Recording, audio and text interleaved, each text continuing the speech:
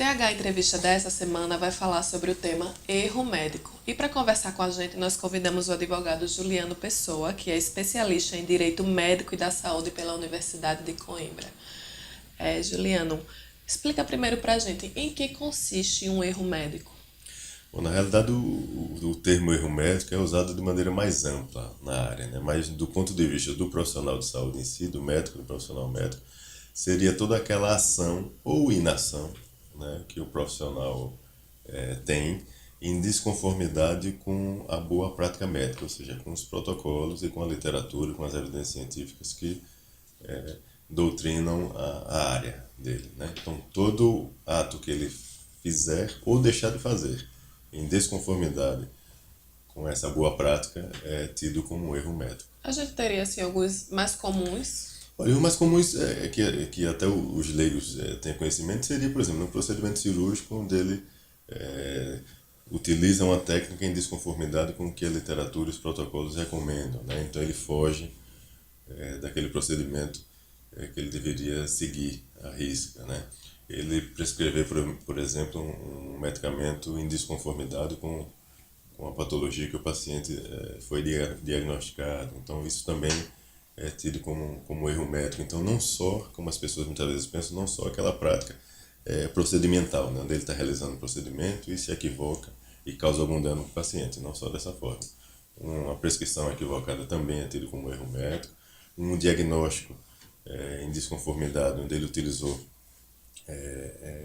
ali na anamnese um caminho equivocado, né, com base na literatura e nos protocolos, isso também pode ser caracterizado como erro médico. E muitas vezes é bem característico também de que o erro médico ele vem seguido de um dano, geralmente, né? Seja um dano por um evento adverso de um medicamento prescrito equivocadamente ou um dano prático de um procedimento que ele está realizando ali no paciente, em loco, né?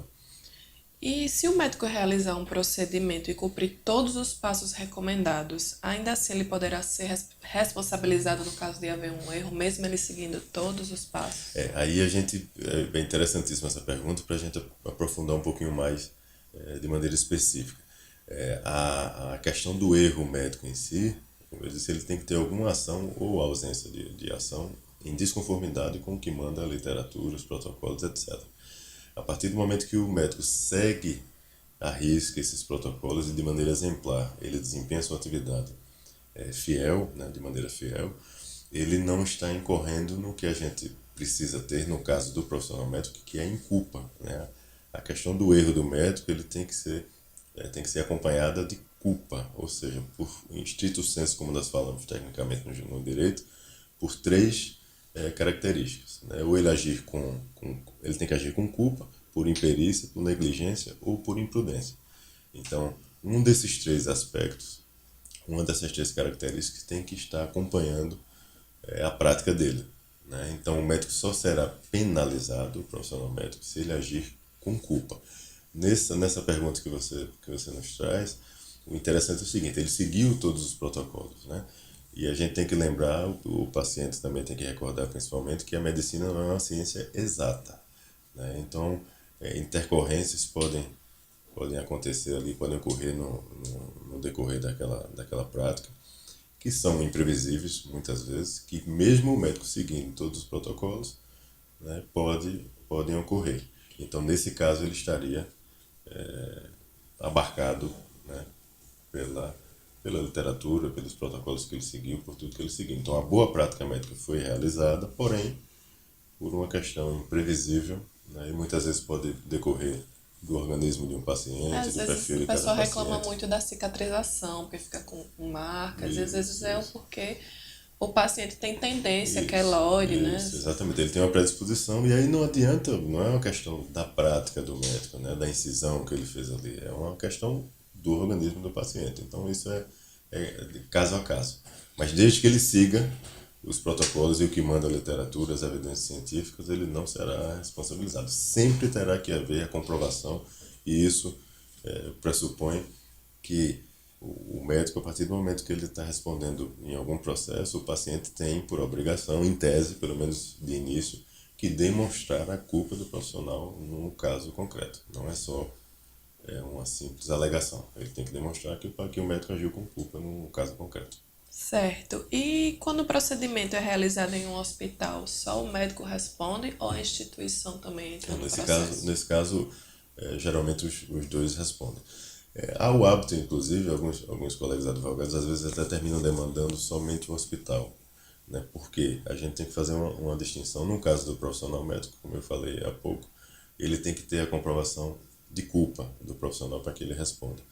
No caso do hospital, a depender do que seja, o hospital responde objetivamente, diferente do médico. Então não precisa haver, no caso do hospital, da instituição, a demonstração de culpa.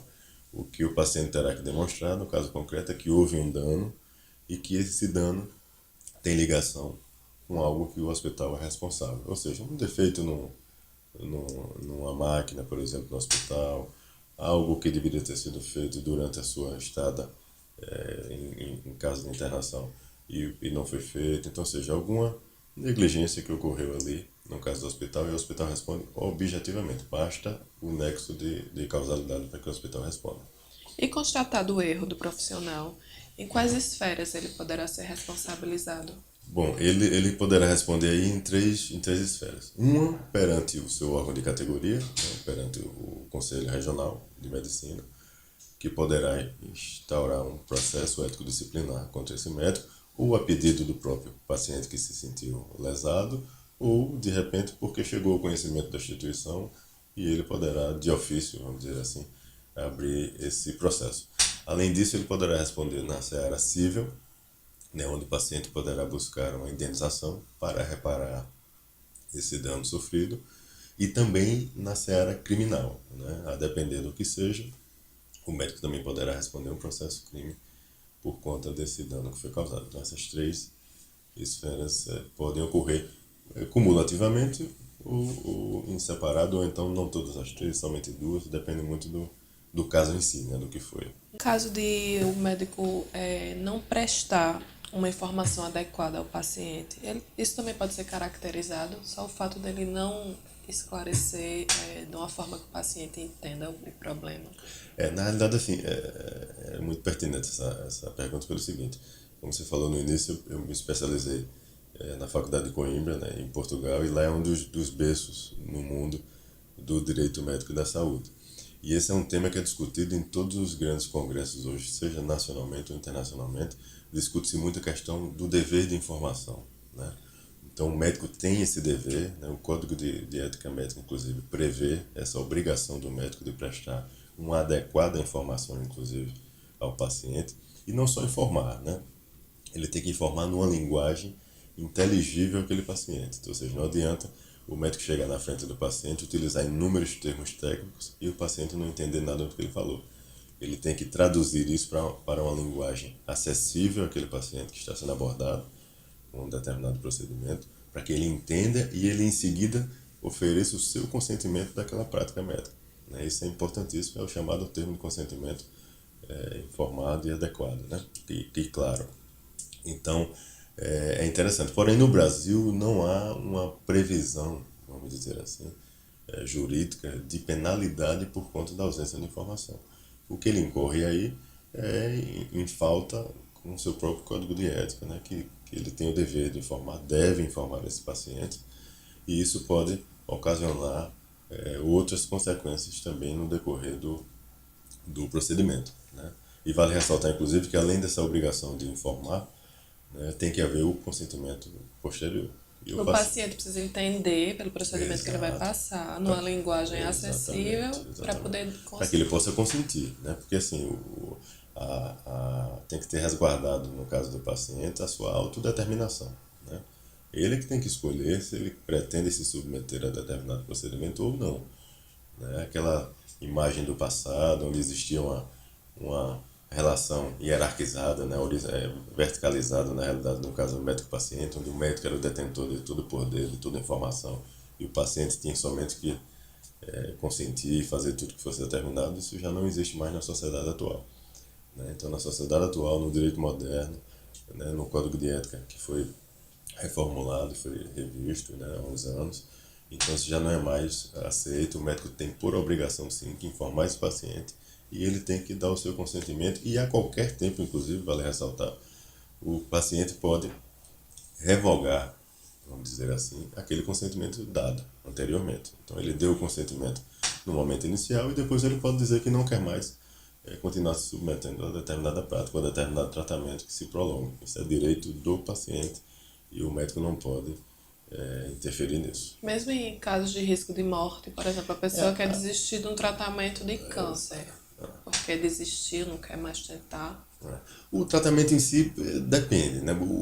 Essa questão que você coloca é interessante pelo seguinte: se for algo iminentemente ali que cause, que traga aquele risco iminente de que o paciente esteja incorrendo em risco de morte ali, o médico pode intervir. Aí nós entramos nas questões das excludentes, né? Então, nesse caso, o médico está amparado. Inclusive, o Código de Ética também assim determina que ele age. Então, se for um problema que surgiu ali naquele momento, onde não há tempo para ele parar e explicar ao paciente o que é que está acontecendo, para obter o conhecimento dele, para depois ele realizar, dependendo do que seja, da urgência, o paciente pode ir a óbito ali naquele momento. Então, nesses casos, ele tem o amparo para poder agir de imediato. Isso aí ele está amparado. Porém, se for algo onde deve ser discutido, tem tempo para discutir, ele tem por obrigação que esclarecer isso para esse paciente, num período, inclusive, que o paciente tenha tempo para refletir e tomar a sua decisão. Não pode ser a coisa que ele está sendo encaminhado ali numa maca para um centro cirúrgico, por exemplo, e se para pegar a assinatura dele num termo, num papel e seguir. Não é esse termo que a gente está falando. Ele deve explicar no momento oportuno ali numa consulta, explicar para o paciente, falar do que se trata aquele tratamento e ter um tempo hábil para ele refletir, para ele consentir de maneira esclarecida e sem qualquer tipo de coação ou de pressão naquele momento. Aqui no nosso estado, em Alagoas, o número de profissionais processados por erro médico, nós temos um número alto. É relativo. Nós temos aqui uma média ano, geralmente entre 100 e 110 denúncias que são recebidas pelo CRM, né? Pelo CREMAL, né? Pelo CRM Alagoas. Isso, inclusive, foi uma informação trazida até o ano passado, numa entrevista concedida pelo presidente da instituição.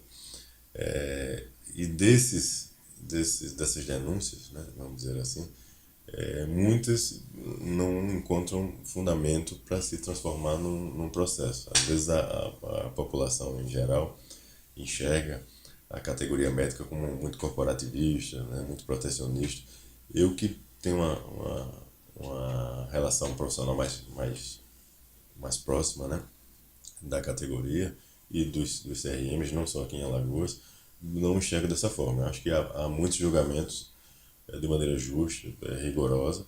Agora, muitas vezes há alguns questionamentos que não trazem a substância necessária, né, em termos de prova e de dano, para que isso se transforme de fato num processo e que haja algum tipo de investigação mais aprofundada. Por quê? A gente enxerga hoje, infelizmente, um paciente um pouco diferente, né? A tecnologia trouxe o lado bom, que o paciente é mais bem informado, mas por outro lado também trouxe um paciente mais imediatista, né, mais questionador, e muitas vezes questionador de coisas que não tem sentido, né? Porque ele acabou de ler ali numa matéria rasa na internet. Às vezes até fake news. Exatamente, às vezes ele não olha nem a fonte que leu, né? E o médico se baseia em evidências científicas, na literatura, nos inúmeros anos de formação e de especialização que ele se submeteu. Então não é tão simples assim, né? O que o paciente precisa entender é que houve um dano, sim, ele tem que buscar ajuda, ele tem que buscar um advogado especialista, o Ministério Público, a Defensoria Pública, que for, o Conselho Regional de Medicina, para poder buscar a reparação daquele dano. Isso é fato. Agora, o que ele precisa ter em mente é que não é qualquer insatisfação que ele tem que buscar essas instituições para movimentar toda essa máquina em busca de condenar um profissional, onde muitas vezes sequer houve, de fato, no fato concreto, o erro médico. Você me fez uma pergunta anteriormente em relação ao médico seguir todos os protocolos que são determinados, se ele responderia. Às vezes tem casos assim, né?